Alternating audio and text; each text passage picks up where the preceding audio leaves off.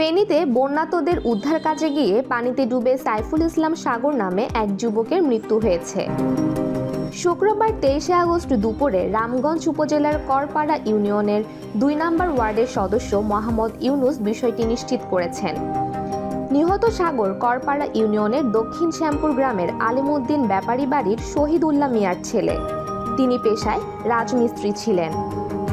স্থানীয় সূত্রে জানা গেছে, সাগর চট্টগ্রামে রাজমিস্ত্রির কাজ করতেন। ফেনী সহ কয়েক জেলায় বন্যার্তদের উদ্ধারে তার সেখানকার বন্ধু ও সহকর্মীরা উদ্যোগ নেন।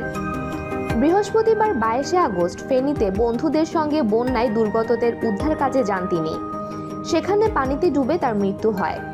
করপাড়া ইউনিয়নের 2 নম্বর ওয়ার্ডের সদস্য মোহাম্মদ ইউনুস বলেন, সাগর ফেনীতে পানিতে ডুবে মারা গেছে, তবে তার মরদেহ এখনো বাড়ি আনা হয়নি। মরদেহ আনতে তার পরিবারকে সব ধরনের সহযোগিতা করা হবে। রামগঞ্জ উপজেলা নির্বাহী কর্মকর্তা ইউএনও শারমিন ইসলাম বলেন, মোবাইল ফোনে একজন বিষয়টি আমাকে জানিয়েছেন, কিন্তু বিস্তারিত কিছু জানা নেই। খোঁজ নেওয়া হবে। এছাড়া টানা বৃষ্টিতে উপজেলার প্রত্যেকটি ইউনিয়নেই জলাবদ্ধতা সৃষ্টি হয়েছে। প্রায় 2 লাখ মানুষ পানিবন্দী আছেন। ট্যাগ অফিসারদের মাধ্যমে ত্রাণ বিতরণের কার্যক্রম চলছে।